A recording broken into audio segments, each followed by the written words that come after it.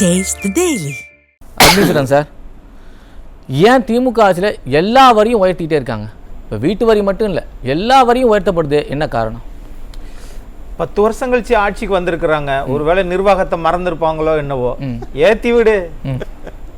ஆகையினால அதுல மீது அக்கறை இல்லையா? இல்ல, மக்கள் மீது அதிக அக்கறையினாலதான் வரியை ஏத்துறாங்க. ஏன்னா மக்கள் இதென்ன வீரபாண்டிய கட்டபொம்மன் உனக்கு ஏன் கட்டணம் கெஸ்தி வரி, நீ என்ன இந்த நாட்டில் பிறந்த அப்படி யாராவது கேட்கிறோமா? எந்த மக்களுக்காக வரி உயர்த்துறாங்க சார்? தன் குடும்ப மக்களுக்காகவா இல்ல நாட்டு மக்களுக்காக?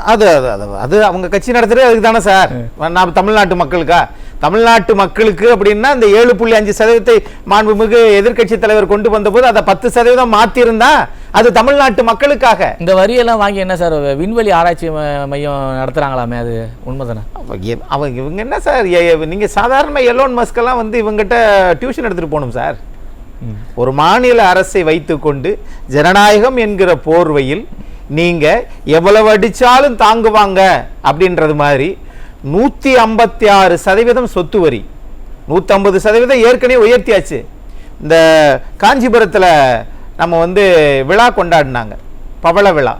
அதுக்கு போனஸா தமிழ்நாட்டு மக்கள் பார்த்தா நாங்க விழா கொண்டாடுறோம். ஏயா, உங்க விழா காசெல்லாம் எங்க தலையில தான் கட்டுவீங்களா? 6% போனஸ். அப்ப 156% கட்டுறாங்க, மாநில அரசு கட்டுறாங்கன்னு கேட்டா தமிழ்நாட்டில் படித்த இளைஞர்கள், அரசியல் சார்பு இல்லாதவர்கள் இதை பற்றி ஆய்வு செய்து மக்கள்கிட்ட கருத்து சொல்றாங்களா? காலையில குட் மார்னிங், நைட்டு என்ன சாப்பாடு, குட் நைட்டு, இதை கொஞ்சம் போட்டு விடுங்களேன். எத்தனை 1000 கோடி சொத்து வரியில் மட்டும் மாநில அரசாங்கத்துக்கு கிடைக்குது? எத்தனை பேருடைய ரத்தத்தை இந்த அரசாங்கம் உறிஞ்சுது? யாராவது கேட்குறீங்களா?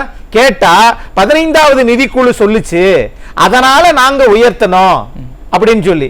அப்ப 15வது நிதிக்குழு 156% உயர்த்துன்னு சொல்லிச்சா? இல்லையே.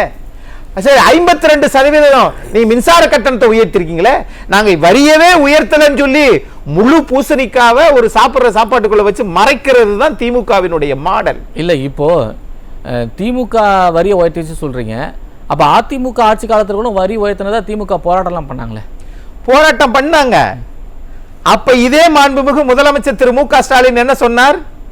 இது சொத்து வரியா, சொத்தை அபகரிக்கிற வரியான்னு கேட்டார்.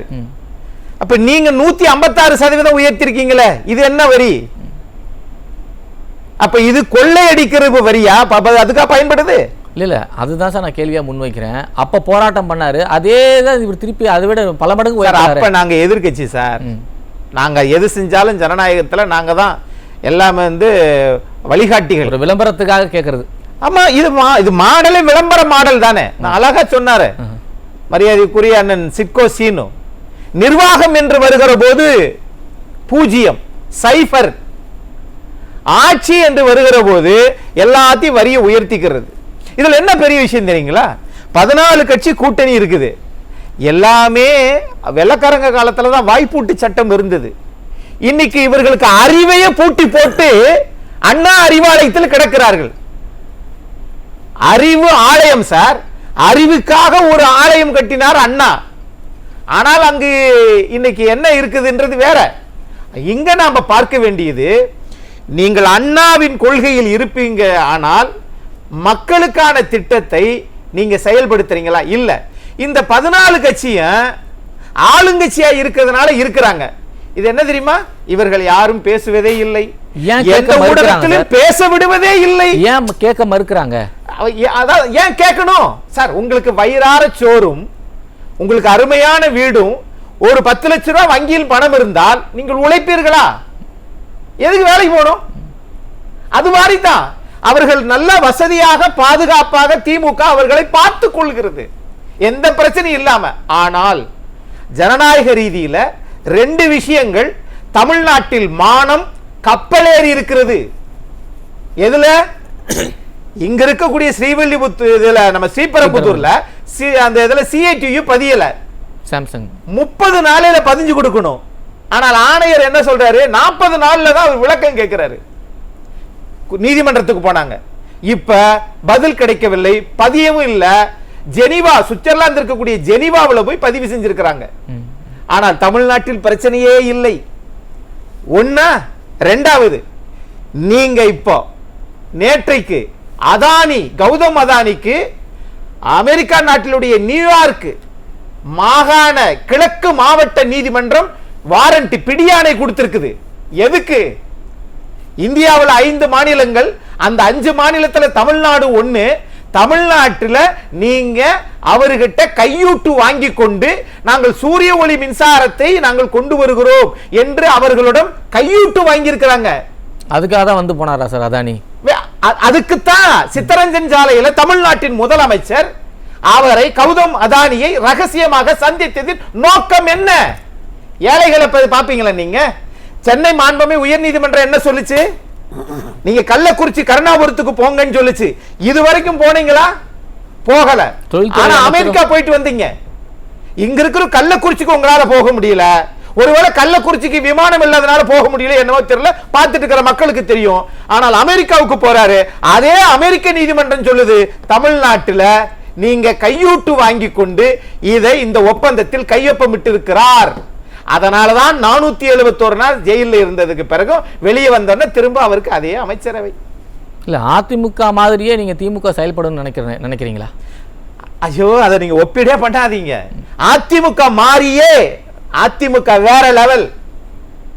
அது செல்வி ஜெயலலிதா இருந்தாலும் சரி, புரட்சி தலைவர் எம்ஜிஆர் இருந்தாலும், 7.5 நடைமுறைப்படுத்திய துணிச்சலான முதலமைச்சர் எடப்பாடி பழனிசாமியாக இருந்தாலும் அதிமுகவினுடைய பார்வை வேறு. அதிமுகவில் உறுப்பினர்களோ தலைவர்களோ அவர்கள் அட்டை பூச்சிகள் அல்ல, அடுத்தவர்களை உறிஞ்சி தின்பதற்கு. ஆனால் திமுக அட்டை பூச்சி என்பதை இந்த நாட்டில் எல்லாருக்குமே தெரியும். எங்கெல்லாம் புறம்போக்கு நிலம் இருக்கிறது, எங்கெல்லாம் ஒருத்தரை கவுத்து விடலாம், எங்கெல்லாம் நாம எல்லாரும் சேர்ந்து ஒற்றை தமிழ்நாட்டில் ஒரே ஒரு எந்த கட்சியில உண்டா ஒரு குடும்பத்துல 3 முதலமைச்சர்கள் உருவாக்க முடியும் என்றால் அவங்க சுதந்திர போராட்ட தியாகியா? அவர்கள் இந்த நாட்டுக்காக இழந்தது என்ன? அதிமுகவில் அது சாத்தியமா? ஒரு அதுதான் என்னோட கேள்வி. அதிமுக மாதிரியே நீங்க திமுக செயல்படணும்னு நினைக்கிறது நியாயமா? அதத்தான் சொன்னேன். இவ்வளவு விளக்கம். அதிமுக ஜனநாயக கட்சி, அதிமுக ஏழைகளுக்கான கட்சி, அதிமுக ரிக்ஷாக்காரனுக்கு கோட்டு கொடுத்து அவங்க சளி பிடிக்க கூடாதுன்ற கட்சி, அதிமுக 156% சொத்து வரியை ஏத்தாத கட்சி சார். இவங்க அப்படி கிடையாது. நாங்கள் தான் கூட்டணி பலத்தோடு இருக்கோம். அப்ப உங்களுக்கு தன் பலம் இல்லை, ஒத்துக்கிறீங்களா? மக்கள்கிட்ட மன்னிப்பு கேளுங்க. எங்களால் நீட்டு விலக்கு கொண்டு வரவே முடியாது, மக்களே மன்னித்து விடுங்கள், கேளுங்கன்ற. நீங்கள் 1000 மன்னிப்பு கேட்டாலும் உங்களுக்கு நிர்வாக திறனில் நீங்கள் 0. நீங்கள் உங்களை எப்படி சந்தடி சாக்குல உங்களுடைய 655 நாளையில உங்களுடைய புதல்வரை உங்க அப்பா உங்களை செயல் தலைவர் ஆக்கினார், மக்கள் உங்களை முதலமைச்சர் ஆக்கினார்கள்.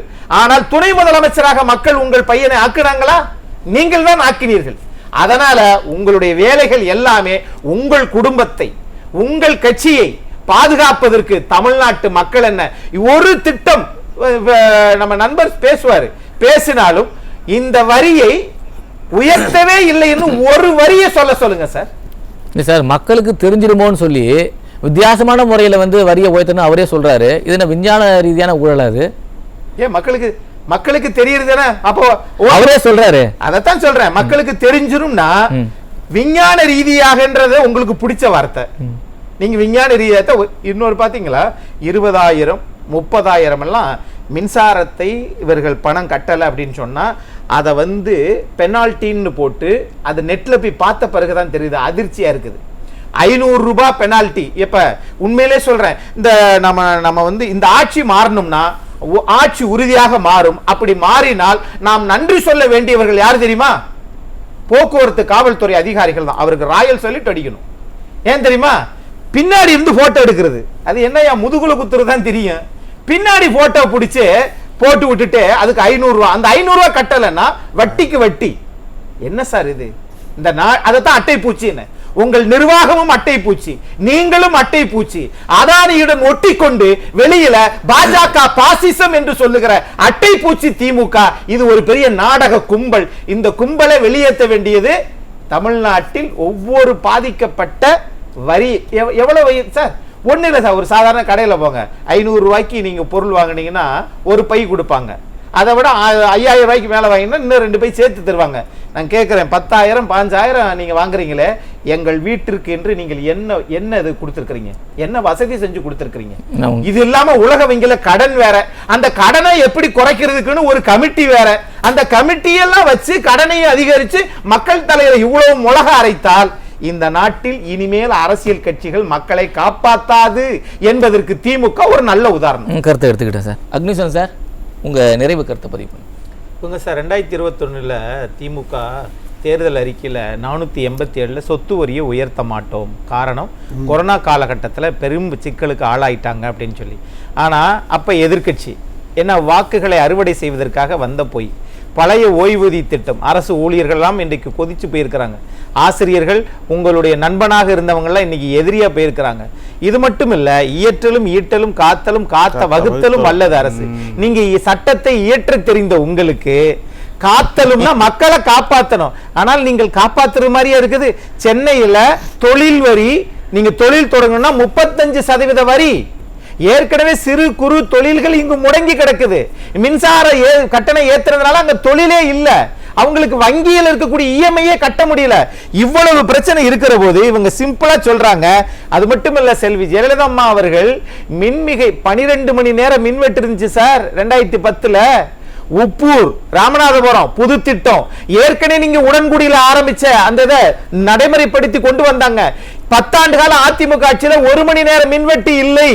அது மட்டும் இல்ல, 15 ஆண்டுகளுக்கு பிறகு அதிமுக ஆட்சியில கோவாவுக்கு நாம் மின்சாரத்தை அவர்களுக்கு கொடுத்தோம், விற்பனை செய்தோம்.